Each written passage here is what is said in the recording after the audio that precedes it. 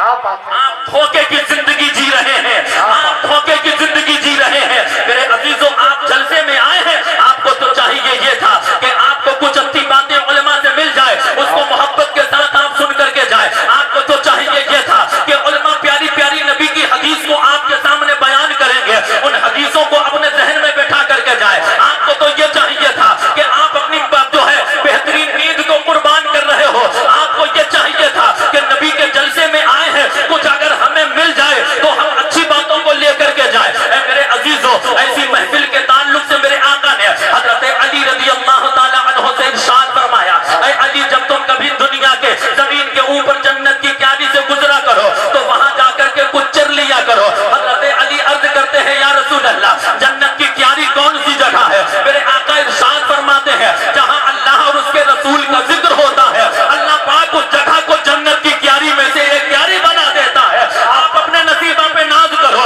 जब तक ये खेत खेत था, जब तक नबी का जलसा नहीं सजा था, जब नबी का जलसा जब इस खेत के अंदर सज गया है तो मेरे आका इरशाद फरमाते हैं, अब वो खेत खेत नहीं रहा है, बल्कि वो जगह जन्नत की एक क्यारी में से क्यारी बना दी जाती है। आप बात है, नारे तकबीर, नारे रिसालत, फैज़ाने गौसे आज़म, ख्वाजा का हिंदुस्तान, इश्क मोहब्बत, गुलामाने हुसैन कमेटी, सरज़मीने घगोरी, नारे तकबीर। मेरे अजीजों, आप अपने आप को पहचानो। तुम्हें किसी को पहचानने की जरूरत नहीं है, ना तुम्हें किसी के पावर की जरूरत है, ना तुम्हें किसी नेता की जरूरत है, ना तुम्हें किसी मंत्री की जरूरत पड़ेगी, ना तुम्हें किसी कलेक्टर की जरूरत पड़ेगी। जिस दिन तुमने अपने आप को पहचान लिया और अपने रब को राजी कर लिया, जो तुम चाहोगे वो रब तुम्हारा तुम्हें अता फरमा देगा। ऐ लोगों, आज इंसान टेंशन में पड़ा हुआ है। अब मैं उलमा की तवज्जो चाहूंगा। ऐ मेरे अजीजों, तुम्हें टेंशन लेने की जरूरत नहीं है, तुम्हें परेशान होने की जरूरत नहीं है। कहीं यहाँ खुदाई हो रही है तो कहीं वहां खुदाई हो रही है। ऐ मेरे अजीजों, सुनो, आज गरीब नवाज की चौखट के ताल्लुक से सवाल कायम कर दिया गया है, लेकिन मैं आपको एक जो है खुशखबरी देना चाहता हूँ। ऐ मेरे अजीजों, ये गरीब नवाज की बारगाह है। ये गरीब नवाज जब आए हैं तो गरीब नवाज खुद नहीं आए हैं, और जब कोई किसी को कहीं भेजता है तो कुछ दे करके भेजता है। कैसे, आपको अगर समझना है तो ज्यादा दूर जाने की जरूरत नहीं है। चलिए मेरे साथ पीलीभीत शरीफ की सरजमीन पर चलिए। पीलीभीत शरीफ के अंदर एक मोहल्ला है जिसे भूलेखा मोहल्ला कहा जाता है। उस मोहल्ला के अंदर एक दरगाह है जिसे हुजूर शेर में शह अहले सुन्नत जो है मज़हरे आला हजरत, शहजादे आला हजरत ने जिन्हें अपना रूहानी बेटा कहा, मौलाना हशमत अली खान साहब अलैहि रहमा का मज़ार बाबरकत है। आपकी 8 साल या 10 साल जिंदगी है, अभी आप मदरसे में पढ़ रहे हैं, आला हजरत अलैहि रहमा की बारगाह में हाजिर है, आला हजरत की शागिर्दी में है, आला हजरत से फैज हासिल कर रहे हैं। अचानक एक मामला ऐसा दरपेश आता है, आज भी बहुत सारे मुनाजरे हो रहे हैं। हमारी जमात के बेहतरीन उलमा जो ऐसे लोग हैं जिन्होंने नई नई बातें इस्लाम के अंदर गढ़ी है, उनको मुंहतोड़ जवाब देने के लिए जा रहे हैं और इंशाअल्लाह जाते रहेंगे, और ये सब आला हजरत का फैजान है। ऐसे ही मामला एक टनकपुर के अंदर दरपेश आया। नबी के जो है शान में गुस्ताखी करने वालों ने जो है जो हम आज के दौर में देवबंदी दिल को भी आराम हो ही जाएगा। मैंने कोई भी आपसे तंकीदी गुफ्तगू के दौर में बातें कह ली, क्योंकि मुझे 11 बजे तक का टाइम दिया गया, 3 मिनट बाकी। मैं आपसे लंबी गुफ्तगू नहीं करूंगा, बस 3 मिनट मेरे जो हैं मैं सिर्फ आपसे सवाल करना चाहता हूं।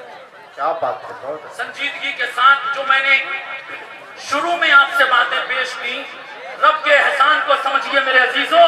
क्या बात है। अल्लाह पाक ने आपको 18,000 मखलूकात में चुना, फिर माबूदाने बातुल्लाह के सामने से हटाया, अपना महबूब बंदा बनाया, अपने हबीब की उम्मत में पैदा फरमाया। अब लोग सवाल ये करेंगे, इतने बुजुर्गाने दीन हमें अल्लाह ने अता फरमाए, फिर भी हम काटे जा रहे हैं, फिर भी हम मारे जा रहे हैं, फिर भी हमारी बस्तियां उजाड़ी जा रही हैं, फिर भी हमारी बेटियों को जो है निशाना बनाया जा रहा है, फिर भी हमारी मस्जिदें शहीद की जा रही है। याद रखिए मेरे अजीजों, ये सब हमारी बदआमालियों का नतीजा है, सब हमारी बात है। नतीजा। क्या बात है। वरना वो परवरदिगार जिसने आपको चांद और सूरज से ज्यादा हसीन और जमील बनाया, हाय हाय जिसको आप वो परवरदिगार जिसने आपको माँ के शिकम में रिज़्क़ अता फरमाया, वो परवरदिगार जो आपको आपके बाप की पुश्त में सही सलामत रखा, क्या वो तुम्हारी हिफाजत अबाबील के जरिए जैसे उसने अपने घर की हिफाजत करा ली, क्या वो तुम्हारी हिफाजत करने के लिए ऐसा कोई लश्कर नहीं भेज सकता? यकीनन भेज सकता है और उससे पहले भेजा गया। लेकिन मेरे अजीजों, ये मदद, ये जो है मामलात होते किसके साथ में है? ये सारी मदद उन तक पहुंचती है जो अपने ईमान में पुख्ता हो।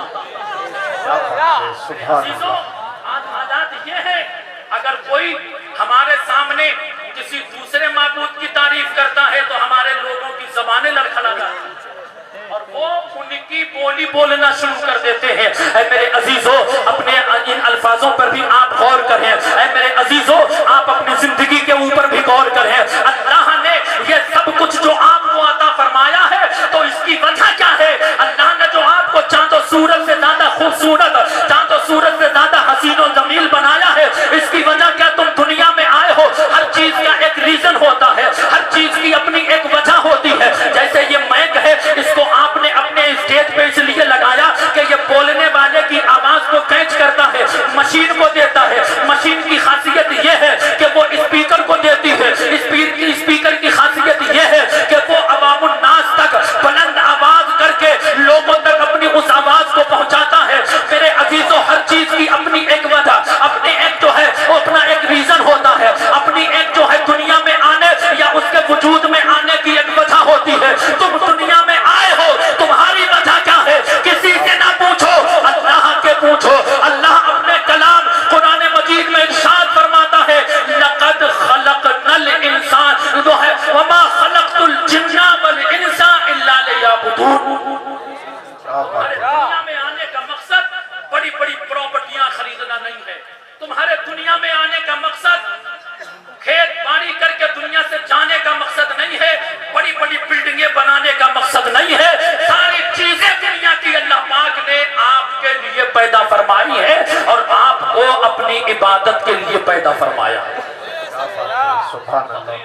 आपको जिस लिए पैदा किया है, मेरे अजीजों, जलसे का असल मकसद यही है कि अल्लाह के बंदों को अल्लाह की बारगाह में ला करके खड़ा किया जाए, अच्छी बातें बताई जाए ताकि रब की बारगाह में वो जाएं, अपनी पेशानी को अपने मालिक हकीकी के सामने झुकाएं। तुम्हारे दुनिया में आने का रीजन, मकसद सिर्फ इतना है कि अल्लाह पाक ने आपको अपनी इबादत के लिए पैदा फरमाया है। अल्लाह पाक हम सबको एक बनाए, हम सबको अल्लाह पाक नमाजों की तौफीक अता फरमाए। उसकी बारगाह में जितनी उसकी बारगाह से दूरी अख्तियार करोगे, हालात तुम्हारी निगाहों के सामने है। उमर रजा को कुछ बताने की तुम्हें जरूरत नहीं है, उलमा को ज्यादा तुमसे गुफ्तगू करने की जरूरत नहीं है। जो जितनी गहरी नींद में सोता है ना, उसको उतने ही ज्यादा जबरदस्त जगाने वाले भी आते हैं। तो ये आपको मार मार करके जगाने का काम कर रहे हैं। मेरे अजीजों, आप अपने आप जाग जाओगे तो कम नुकसान होगा। दूसरों की ठोकरों से अगर जागना है तो अंजाम आप अपना खुद तैयार करें।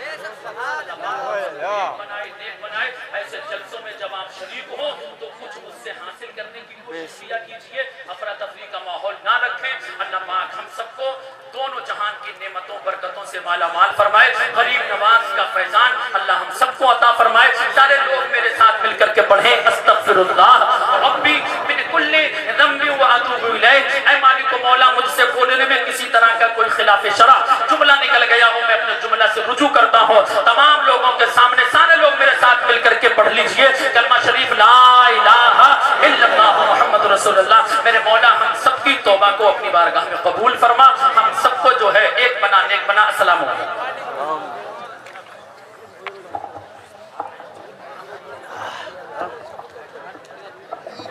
सलाहुद्दीन की हाजत नवाजी की जरूरत है, अमल के नूर से किरदार साजी की जरूरत है।